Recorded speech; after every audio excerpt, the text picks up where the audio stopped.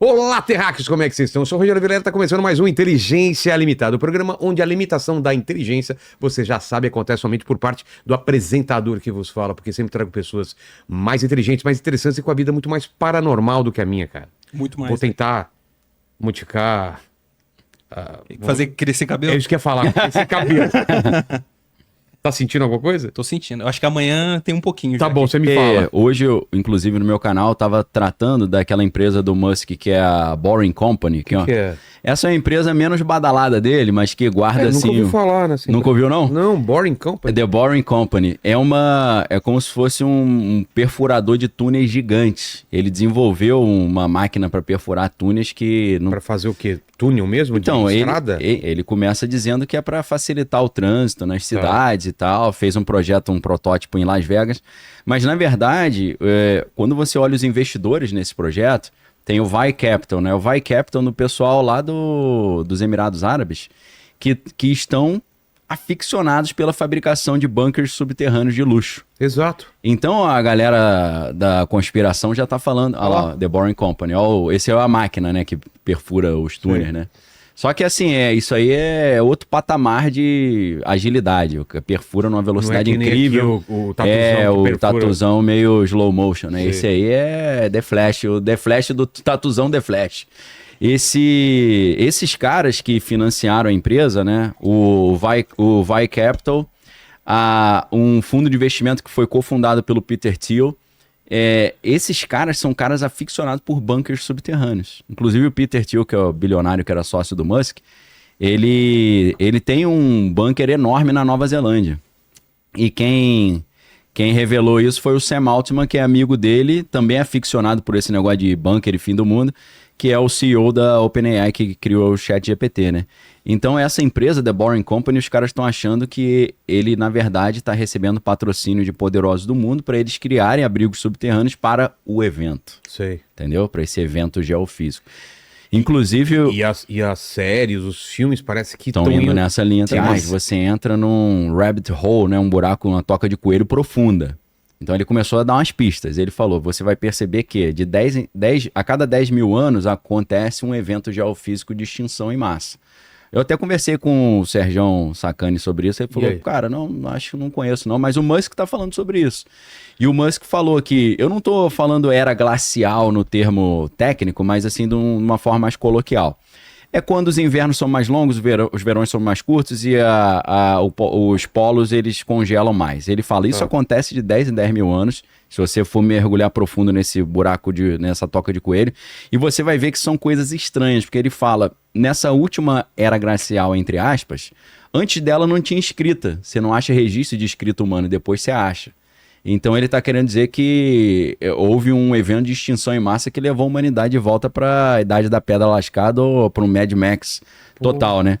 E ele fala, ou a gente vai ser destruído por isso, ele chega a citar a questão da inversão dos polos magnéticos, ou uma terceira guerra mundial. Porque ele fala, no último século tivemos 2 guerras mundiais, se você considerar a Guerra Fria, tivemos 3. E ele acha, por essa tendência, a probabilidade de não ter a terceira é pequena. Deve ter. E ele fala, é por isso que a gente precisa colonizar Marte. E ele fala, não a Lua.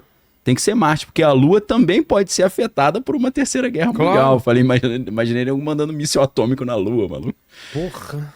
Então, assim, o cara mais rico do mundo hoje, pelo menos oficialmente, já tá com essa neura desse evento. Ele tá falando sobre esse evento, né? Sei. Então, assim, tem algo... muito estranho.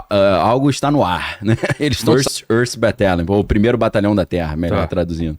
Ele falou, aqui tá tudo que eu descobri, como é que faz, o que eles fazem, como é que é o protocolo e tal, é só aplicar. Aí o cara falou, pô, mas como assim? Então eles começaram a pegar alguns paranormais. O primeiro que eles usaram foi um cara chamado Ingo Swann, é o nome dele. E eles começaram a fazer umas pesquisas num negócio chamado SRI, que é Stanford Research Institute. E o físico que era o responsável era um cara chamado, tá vivo ainda, Hal Puthoff. E nessas pesquisas, o que eles faziam? A ideia era a seguinte, no prédio do outro lado da rua tem um armário com o número 13. Dentro desse armário, na gaveta 4, tem um desenho que a gente botou lá. O que tá desenhado nessa folha de papel? O cara tinha que descobrir. Aí, a maioria das vezes eles erravam. Às vezes eles acertavam. E aí os caras estudando esse Ingo Swann, eles perceberam que quando ele acertava, ele tinha uns tiques nervosos, assim, dava umas piscadas. E eles falaram, quando ele acerta tem esse tique. Então eles fizeram uma análise das ondas cerebrais dele, descobriram o que acontecia no cérebro dele quando ele acertava. Sei. E em cima disso, eles criaram o protocolo daquilo que ficou conhecido como remote viewing, que é visão remota, que é o cara conseguir, através de desenhos e de uma percepção extrasensorial, descobrir coisas que estão à distância. Então aí eles refinaram de um acerto de 20% para um acerto de 70%, por exemplo. E, por incrível que pareça, um dos caras que participaram dessa primeira fase do projeto foi ninguém menos do que o Uri Geller. É mesmo? O Uri Geller participava. O cara que entortava garfos. Entortava os garfos. E, inclusive, o livro, Os Homens que Encaravam Cabras, que é bem diferente do filme. O filme é uma comédia em cima de uma história real.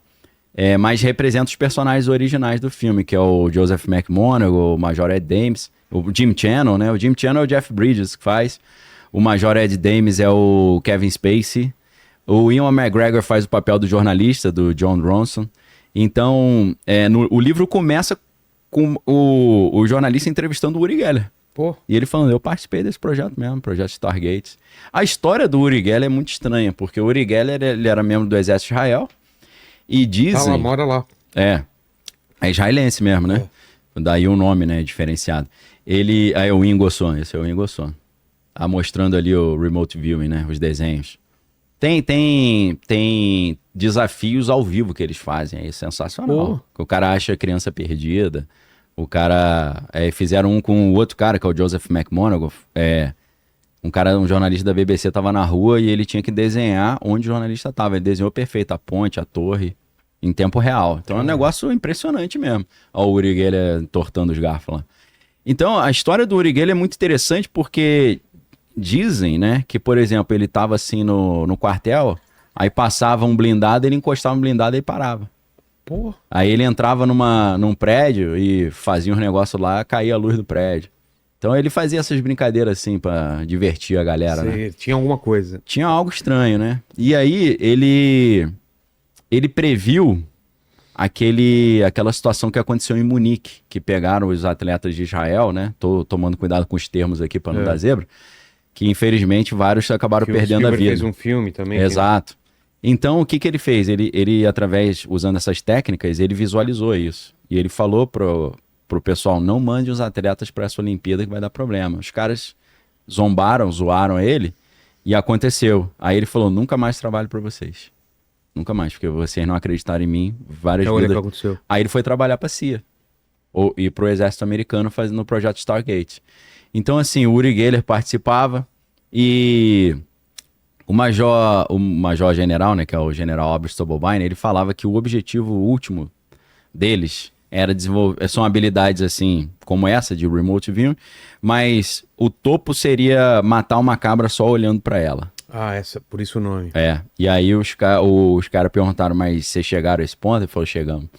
A matar? Ele falou que sim. Porra. O John Ronson no livro, que é um livro de jornalismo investigativo, né?